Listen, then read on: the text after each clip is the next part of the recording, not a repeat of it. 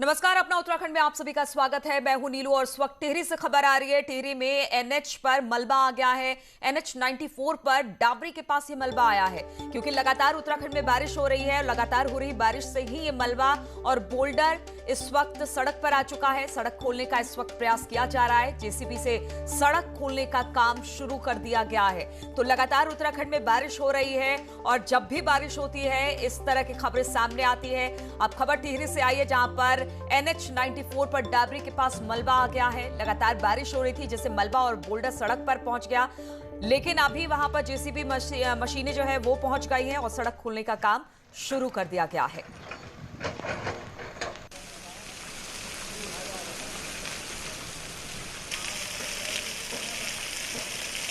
तो पिछले 24 घंटे से लगातार बारिश हो रही है और पहले ऑरेंज अलर्ट और अब रेड अलर्ट कई जिलों में उत्तराखंड के जारी कर दिया गया है। ऐसे में खबर अब टिहरी से आ रही है जहां पर एनएच 94 पर मलबा आ गया है और अब इसे हटाने के लिए जेसीबी मशीनों को लगा दिया गया है।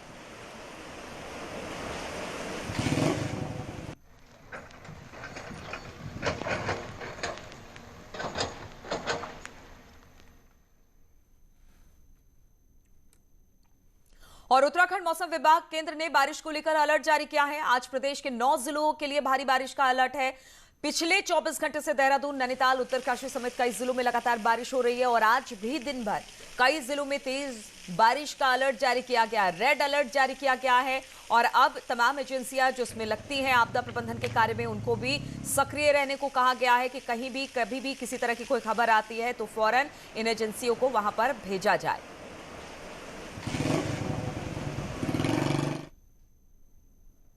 जबकि 12 तारीख में अनेक स्थानों पे हल्की से मध्यम वर्षा और गरज चमक के साथ वर्षा की संभावना है। तो इन 2 दिनों में उत्तराखंड के जो पर्वतीय क्षेत्र हैं जैसे उत्तरकाशी, देहरादून, टिहरी, चमोली, पिथौरागढ़, अल्मोड़ा, नैनीताल, इनमें कहीं कहीं ओलावृष्टि की भी संभावना है। उत्तराखंड के 13 जिलों में 24 घंटे से लगातार बारिश हो रही है। वहीं मौसम विभाग ने रेड अलर्ट जारी किया है। खासतौर पर पहाड़ के 9 जिलों में भारी से भारी बारिश का पूर्वानुमान जताया गया है। 20 और 21 मई को 9 के 9 पहाड़ी जिलों में मौसम काफी खराब हो सकता है। इसलिए चाहे एसडीआरएफ हो या फिर आपदा प्रबंधन विभाग लगातार हालात पर नजर बनाए हुए हैं। वही मौसम विभाग की तरफ से अलर्ट किया गया है कि लोग सतर्क रहें, सुरक्षित रहें, क्योंकि आमतौर पर इस तरह की बारिश बरसात के मौसम में देखने को मिलती है, लेकिन इस बार मई में हुई बारिश ने जहां न सिर्फ लोगों की चिंता बढ़ाई है, वहीं मौसम में बड़ा बदलाव भी देखने को मिला है। तापमान की अगर बात करें तो गंगोत्री, यमुनोत्री, बद्रीनाथ, केदारनाथ में बर्फबारी हुई है। वहां पर सामान्य से तापमान लगभग 6 से 7 डिग्री सेल्सियस नीचे गया है। मौसम वैज्ञानिकों का कहना है कि ये जो मौसम का बदलाव है ये ताउते तूफान की नमी यानी मॉइस्चर और पश्चिमी विक्षोभ यानी वेस्टर्न डिस्टर्बेंस की वजह से है। और मौसम विभाग ने कहा है कि 22 तारीख मई के बाद मौसम में बदलाव देखने को मिलेगा। कैमरा से भरत शर्मा के साथ दीपांकर भट्ट, न्यूज़ 18, देहरादून। और नैनीताल के पिछले 24 घंटे से बारिश जारी है। लगातार हो रही बारिश से जनजीवन प्रभावित हो गया है तो मौसम से ठंडक अब लौट आई है। लगातार हो रही बारिश से अल्मोड़ा, हल्द्वानी हाईवे और सैनिटोरियम सिरोड़ी 2 सड़कें यहां पर बंद है, जिससे आवाजाही में काफी दिक्कत हो रही है। हालांकि सड़कों को खोलने का काम लगातार जारी है। वहीं बारिश का असर सबसे ज्यादा ग्रामीण इलाकों में देखने को मिल रहा है, जहां पर फसल लगातार बारिश से खराब हुई है। चंपावत जिले में 2 दिन से लगातार बारिश जारी है। मानसून के दस्तक देने से पहले हुई ये बारिश जिले के चारों ब्लॉक में लगातार रिमझिम बारिश हो रही है। हालांकि पर्वतीय क्षेत्र में लगातार हो रही इस बारिश ने ठंड बढ़ा दी है, तो वहीं मैदानी क्षेत्र टनकपुर, बनबसा में लोगों को गर्मी और उमस से राहत भी दी है। साथ ही ये बारिश पहाड़ में सूख चुके जल स्रोतों को रिचार्ज करने वाली साबित होगी। मौसम विभाग का चंपावत जिले में बारिश को लेकर पूर्वानुमान सटीक साबित हुआ। चंपावत जिले में लगातार 2 दिन से जहां बारिश है, वहीं चंपावत जिले की अगर बात करें तो यहां 67 mm बारिश दर्ज की गई है। मैदानी क्षेत्र में बनबसा, टनकपुर में 65 mm बारिश दर्ज की गई है। मैदानी क्षेत्र में बारिश होने से जहां लोगों को गर्मी और उमस से राहत मिली है, वहीं पहाड़ में हो रही है लगातार बारिश कहीं न कहीं यहाँ के जो किसान हैं उनके साथ साथ जो जल स्रोत सूख गए हैं उनके लिए भी फायदेमंद साबित होगी और पानी की जो किल्लत लोगों को हो रही है उससे निजात मिलेगी। कमलेश भट्ट, न्यूज़ 18, चंपावत। और बारिश के इसे बदलते मिजाज पर बात करने के लिए भारती सकलानी इस वक्त देहरादून से हमारे साथ जुड़ गई हैं। भारती, फिलहाल तो बताइए इस वक्त मौसम कैसा है और कई जिलों में रेड अलर्ट भी जारी किया गया है, वहां की स्थिति किस तरह की है?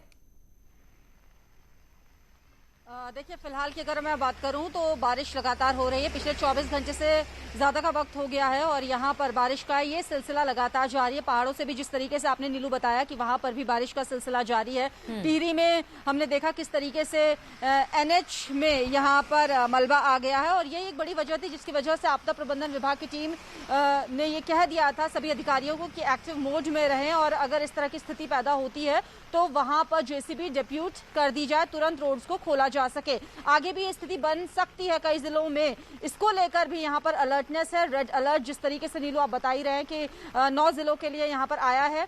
तो बारिश का सिलसिला लगातार जारी है और ये कहा जा रहा है कि देर शाम तक और ज्यादा बारिश होने की संभावनाएं लगातार बनी हुई है। पहाड़ों में बर्फबारी लगातार हो रही है। बिल्कुल भारतीय, चुनौतियां तो बहुत ज्यादा है इस बारिश को लेकर और अक्सर हमने देखा है कि लैंडस्लाइड भी होता है, यहाँ पर पानी घरों में घुस आते हैं, दिक्कतें बहुत ज्यादा होती है। लेकिन इस बरसात को दूसरी तरह से भी देखा जा रहा है, जो जल स्रोत सूख चुके थे उनके लिए बारिश कह सकते हैं कि वरदान साबित होगी। खेती बाड़ी के लिए भी कहा जा रहा है कि ये बारिश अच्छी है। तो दोनों तरफ से, एक तरफ चुनौती भी है तो दूसरी तरफ कुछ अच्छी बातें भी हैं इसको लेकर।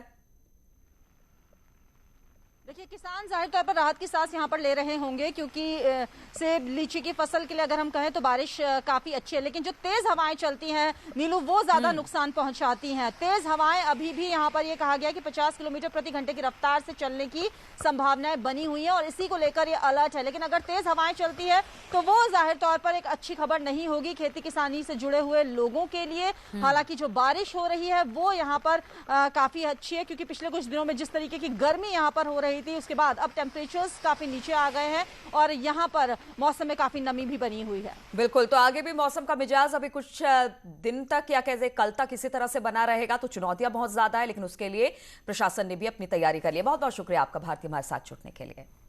और वहीं मौसम विभाग की चेतावनी के बाद टिहरी जिले में भी प्रशासन अलर्ट मोड पर है। जिला आपदा प्रबंधन कंट्रोल रूम द्वारा पूरे जिले की मॉनिटरिंग की जा रही है और तहसील स्तर पर भी कंट्रोल रूम को 24 घंटे अलर्ट रहने के निर्देश दिए हैं। डीएम ने भी सभी अधिकारियों को अलर्ट पर रहने और बारिश को लेकर किसी भी तरह की सूचना आने पर त्वरित कार्रवाई के निर्देश दिए हैं। BRO सभी कर्मचारियों को जो है अधिकारियों को निर्देशित कर दिया गया है कि जहाँ जहाँ पे मलबा गिरने की संभावना हो या मार्ग अवरुद्ध हो सकता है वहाँ पे जो है JCB की जो है तैनाती रखेंगे।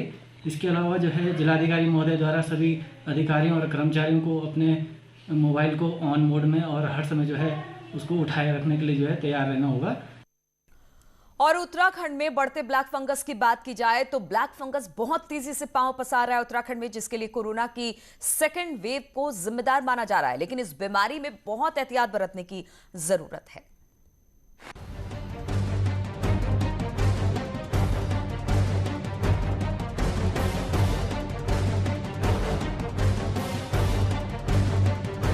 कोरोना की दूसरी लहर अभी थमी भी नहीं थी कि ब्लैक फंगस ने लोगों की मुश्किलें और बढ़ा दी हैं। ब्लैक फंगस के लिए कोरोना की दूसरी लहर को जिम्मेदार माना जा रहा है। डॉक्टरों का मानना है कि कोरोना की सेकंड वेव में स्टेरॉइड्स को एक बेहतर विकल्प माना गया था, लेकिन इसके सही तरीके से इस्तेमाल न करने के चलते ब्लैक फंगस को पनपने का मौका मिल गया। क्योंकि पिछले बार के में और इस बार में हमने स्टेरॉइड्स को जो है ज़्यादा प्रयोग करना शुरू किया, तो मुझे ये लगता है कि इस बीमारी के बढ़ने के पीछे ये भी हो सकता है कि स्टेरॉइड का सही तरीके से प्रयोग न कर पाने की वजह से ये केस थोड़ा फ्लेयर अप हो रहे हैं। ब्लैक फंगस से बचाव के लिए एहतियात के तौर पर दिशा निर्देश भी जारी कर दिए गए हैं। क्योंकि ब्लैक फंगस जो है कॉमनली फाउंड फंगस है, जो एटमॉस्फेयर में, मिट्टी में, हमारे घर के आसपास और अस्पतालों में कॉमनली होता है। हमको सिर्फ उसको अपने बॉडी में आने से, अपने शरीर के अंदर जाने से रोकना है। हमारा टारगेट ये होना चाहिए। होने के बाद ट्रीट करना बहुत मुश्किल होता है। उन मरीजों में देखा गया है जिनको कि कोविड के साथ जो है कोमॉर्बिडिटी थी, मतलब कि डायबिटीज़ रही हो या कोई ऐसी बीमारी रही हो या जो है कोई किडनी की पुरानी बीमारी रही हो, कैंसर रहा हो, इम्यूनिटी डाउन रही हो, कोई ऐसी मेडिसिन ले रहे हैं जैसे स्टेरॉइड की जो है कि लंबे समय से जिसमें इम्यूनिटी डाउन रही हो। ब्लैक फंगस को हल्के में नहीं लिया जा सकता है। ये बीमारी खास तौर पर उन लोगों में ज्यादा फैल रही है जिन्हें डायबिटीज, किडनी, कैंसर या फिर पहले से ही कोई बीमारी रही है। इसलिए बचाव करने से ही इस बीमारी को रोका जा सकता है। देहरादून से न्यूज 18 के लिए दीपांकर की रिपोर्ट। और उत्तराखंड में बुधवार को कोरोना के 4,492 नए मामले सामने आए, जबकि 110 मरीजों की मौत हुई है। वहीं 7,333 मरीज रिकवर भी हुए हैं। राज्य में कोरोना के एक्टिव केस 73,000 के पार पहुंच गए हैं। देहरादून में 874, हरिद्वार में 548 नए मामले सामने आए। वहीं नैनीताल में 621, उधम सिंह नगर में 341 नए मामले अब सामने आए हैं। और पहले हरिद्वार और देहरादून के 2 प्राइवेट अस्पतालों ने 94 मरीजों की मौत की बात छिपाई और अब ताजा मामला रुद्रपुर के जिला अस्पताल का है। यहां भी 1 अप्रैल से 14 अप्रैल तक 80 मौत हुई, लेकिन सिर्फ 2 मौत बताई गई। जिले के सीएमओ का कहना है कि डाटा फीड करने वाला कर्मचारी कोरोना पॉजिटिव हो गया, इसलिए डाटा फीड नहीं हुआ। वहीं डीजी हेल्थ का कहना है कि मामला गंभीर है और किसी भी हालात में डाटा ना बताना गलत है। इसका संज्ञान भी लिया है, इवन हमारे सचिव स्वास्थ्य जी ने, और हमने इसका संज्ञान लिया है। ये जरूर है कि उन पे जो डेथ्स हुई हैं वो प्रशासन लेवल पे पता भी थी, लेकिन उसको जो चढ़ाने में ऑफलाइन थी रिपोर्ट, ऑनलाइन पोर्टल में नहीं डाल पाए। लेकिन हमारे सख्त निर्देश है कि ये किसी भी तरह हर हालत में ऑनलाइन पोर्टल में जाना चाहिए। यदि नहीं डाल पा रहे हैं तो उनके अगले सख्त कार्रवाई की जाएगी। और टिहरी जिले के गांव में बढ़ते कोरोना संक्रमण को कंट्रोल करने के लिए जिला प्रशासन 50,000 कोविड किट को आशा वर्कर्स के जरिए गांव में बंटवा रहा है। कोरोना के मामूली लक्षण होने और कोरोना टेस्ट कराने वाले लोगों को ये किट दी जाएगी, जिसमें जरूरी दवाइयां उपलब्ध होगी और उन्हें लेने के लिए डॉक्टरी सलाह का एक पर्चा भी होगा। डीएम का कहना है कि फिलहाल 1 करोड़ रुपए से 50,000 किट का ऑर्डर किया गया है और जैसे जैसे कोविड किट आती जाएगी इनका डिस्ट्रीब्यूशन कर दिया जाएगा।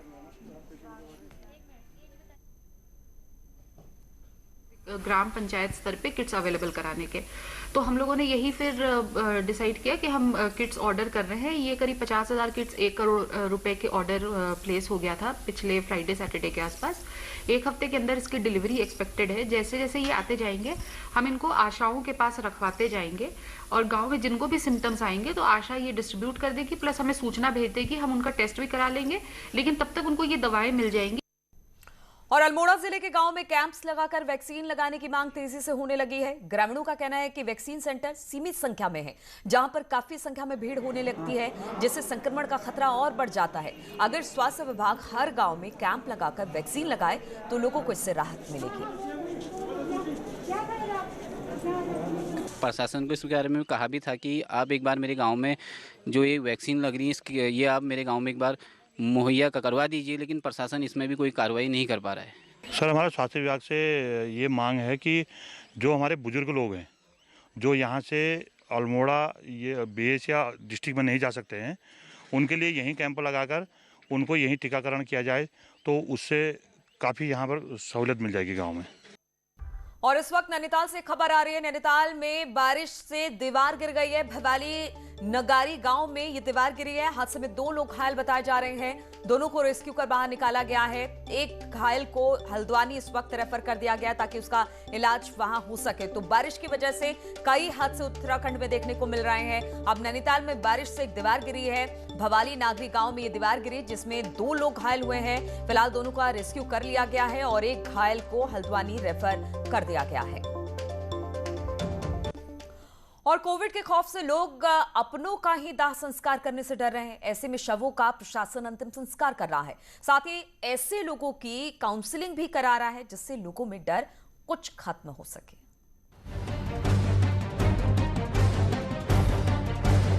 कहते हैं मुश्किल समय में अपने ही अपनों के काम आते हैं, लेकिन रायपुर के कोविड डेडिकेटेड शमशान घाट में कई ऐसे संक्रमित शव भी थे जिन्हें अपनों ने ही अंतिम समय में ठुकरा दिया। ऐसी मुश्किल घड़ी में पुलिस के जवान ही शवों का अंतिम संस्कार कर रहे हैं।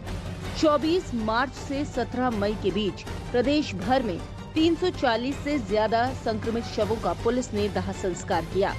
कोविड संक्रमित शवों को अपने ही लेने नहीं आ रहे, जिसके चलते अब प्रशासन ने लोगों की फोन पर काउंसलिंग शुरू की है।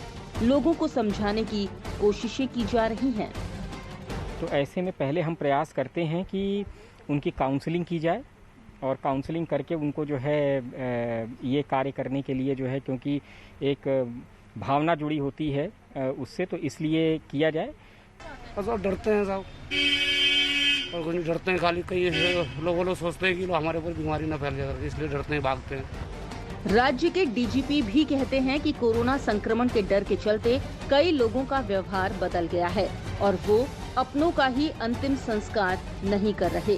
कहीं डर है, कहीं असमर्थता है कि हम तो अब कुछ कर नहीं सकते, जो जाना था चला गया, अब छोड़िए, जैसे मर्जी आप कर दीजिए साहब, हमें कुछ मतलब नहीं। ये एटीट्यूड रहता है, या तो किसी का कोई नहीं होता, वो अधिकांश जो एटीट्यूड ये है कि अब हमारा तो जाना था चला गया, अब साहब हमें अब मुक्त कर दो, आप जैसे मर्जी इसका संस्कार। कोविड भले ही एक खतरनाक बीमारी है, लेकिन अपनों को सिर्फ इसलिए छोड़ देना कि वो कोविड संक्रमित है, इस व्यवहार को कहीं से भी सही नहीं ठहराया जा सकता।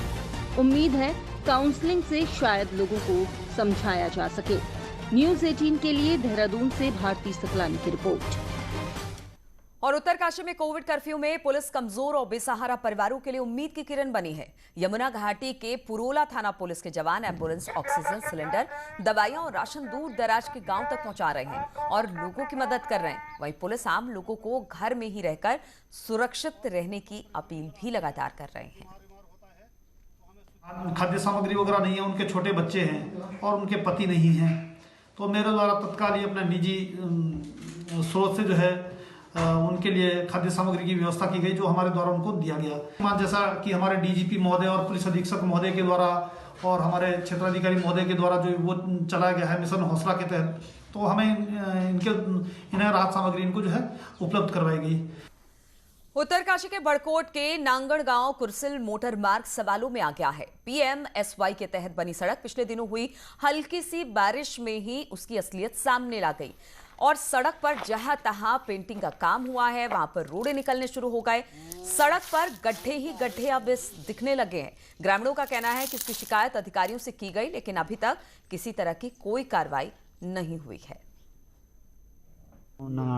मोटर मार्ग यह 7 साल पहले आ रखी है और इसमें अब पेंटिंग हो रही। पेंटिंग इसमें कहीं कहीं गड्ढे बने हुए हैं, इस हिसाब से ये पेंटिंग उखड़ रही। इसमें काफ़ी दिन पहले काम हुआ था पेंटिंग का, जो हाल ही में देखा जा रहा है कि धीरे धीरे निकल रहा है और इसमें जो नीचे साइड पत्थर बिछा के थे वो भी दिखाई दे रहे हैं। बाजपुर में पुलिस प्रशासन कोविड कर्फ्यू का पालन करवाने के लिए एक्टिव मोड पर दिखाई दे रही है और लगातार पुलिस काम कर रही है। 25 से ज्यादा ऐसे लोगों को गिरफ्तार कर केस दर्ज किया गया है जो लॉकडाउन का उल्लंघन कर रहे हैं।